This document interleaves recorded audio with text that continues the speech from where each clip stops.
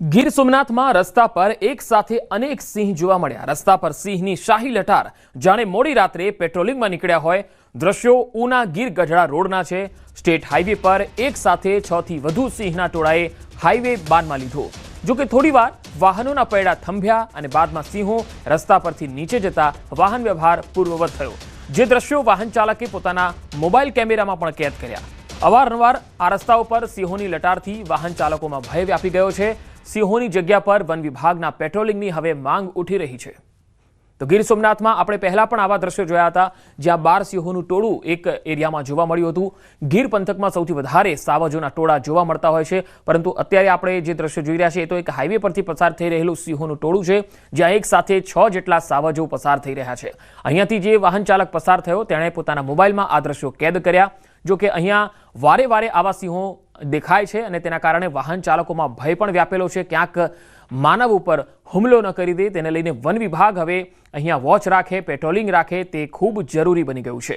સાવજોનું આ ટોળું હાઈવે પરથી પસાર થયું, જેના કારણે વાહન વ્યવહાર અહીંયા થોડી વાર માટે થંભી ગયો હતો। જેવા સાવજો અહીંયાથી પાર નીકળ્યા, એટલે કે રોડ ક્રોસ કરીને બીજી પાર જતા રહ્યા, ત્યારબાદ અહીંયા વાહન વ્યવહાર પૂર્વવત થયો। રસ્તા પર સિંહની શાહી લટાર જોવા મળી। ગીર પંથક અને જૂનાગઢ પંથક આ બંને જિલ્લાઓ એવા છે કે જ્યાં સૌથી વધારે સિંહો, સાવજોના ટોળા, સિંહ પરિવાર જે છે એ આવતા હોય છે અને રહેણાંક વિસ્તારોમાં, રસ્તાઓમાં પણ જોવા મળતા હોય છે અને તેના કારણે લોકોમાં ભય વ્યાપી જાય છે। વડોદરાના હરણીમાં ગેસ લાઇન તૂટી અને મુશ્કેલી સર્જાઈ। માઇક્રો ટનલિંગ કામગીરી સમયે ગેસ લાઇનમાં નુકસાન થયું। ગેસ પુરવઠો ઠપ થતા શહેરીજનોને હાલાકી પડી। પૂર્વ, ઉત્તર અને પશ્ચિમ વિસ્તાર પ્રભાવિત થયા। રાતોરાત રિસ્ટોરેશનની કામગીરી હાથ ધરાઈ। વીએમસી, બીજીએલની ટીમે યુદ્ધના ધોરણે કામગીરી હાથ ધરી હતી। તો ગેસ લાઇનમાં લીકેજ થયું અને પૂર્વ, ઉત્તર અને પશ્ચિમ વિસ્તારમાં આ ગેસની કામગીરી જે છે પ્રભાવિત થઈ હતી। રાતોરાત રિસ્ટોરેશનની કામગીરી હાથ ધરાઈ હતી। હરણી વિસ્તારમાં ગેસ લાઇન તૂટતા લોકોને હાલાકી ભોગવવાનો વારો આવ્યો।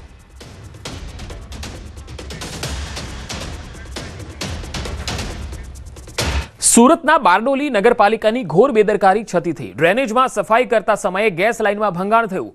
ગેસ હવામાં ભરતા સ્થાનિકોને હાલાકી પડી। ગેસ કંપનીના કર્મચારીએ રિપેરિંગની કામગીરી હાથ ધરી હતી। તો તસવીરો આવી રહી છે સુરતના બારડોલીથી। નગરપાલિકાને અહીંયા ઘોર બેદરકારી જોવા મળી હતી। ગેસ હવામાં ભળ્યો અને સ્થાનિકોને હાલાકી પડી। ગેસ કંપનીના કર્મચારીએ રિપેરિંગની કામગીરી હાથ ધરી હતી। ડ્રેનેજમાં સફાઈ કરતી વખતે ગેસ લાઇનમાં ભંગાણ થયું હતું।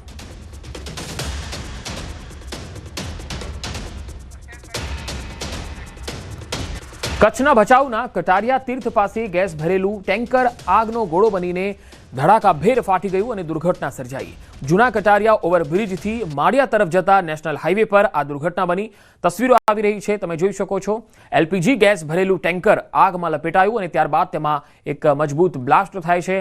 નજીકની હાઈવે હોટલ પાસે ઉભેલા 4 થી 5 જેટલા ટ્રક અને ટ્રેલર પણ આગમાં ભસ્મીભૂત થઈ જાય છે।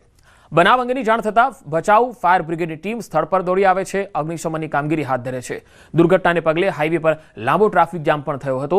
ફાયર વિભાગે આગ પર કાબુ મેળવી લીધો છે। જો કે જાનહાનિની માહિતી અત્યાર સુધી પ્રાપ્ત થઈ શકી નથી। કટારિયાની બાજુમાં ગેસ સિલિન્ડર પલટી જતા, ટેન્કર પલટી જતા કે બ્લાસ્ટ થયેલો છે ને આગ લાગે છે। ભચાઉ ફાયર ટીમ ઘટના સ્થળે પહોંચીને જોતા કે ગાડીઓમાં બ્લાસ્ટ થયેલો છે અને અમુક ગાડીના ટેન્કરના જે પાર્ટ છે એ અડધો કિલોમીટર સુધી નજરે જોવા મળેલા છે। ભચાઉ ફાયર ટીમની સતત કામગીરી ચાલી રહી છે અને હજી સુધી આગ પણ કંટ્રોલમાં આવી નથી। લગભગ સવારે 5 વાગ્યાથી કોલ આવ્યો તો 5 ને 12 સુરેન્દ્રનગરમાં ભૂમાફિયાઓ બેફામ ગેરકાયદેસર સાદી રેતીનું વહન કરતા 8 ડમ્પર ઝડપાયા। ઓવરલોડ અને રોયલ્ટી પાસ વગરના ડમ્પરો ઝડપાયા। ચોટીલા ડેપ્યુટી કલેક્ટર અને તેમની ટીમે કાર્યવાહી કરી। ચોટીલા જસદણ હાઈવે પરથી ગેરકાયદેસર રેતી લઈ જતા ડમ્પરો પકડી પાડ્યા। 8 ડમ્પરો સહિત 3.22 કરોડનો મુદ્દામાલ જપ્ત કરાયો। આ મુદ્દામાલ કબજે કરી ચોટીલા મામલતદાર કચેરી ખાતે સીઝ કરાયો। ગેરકાયદેસર ખનીજ સંપત્તિનું વહન કરતા ભૂમાફિયાઓમાં ફફડાટ વ્યાપી ગયો છે।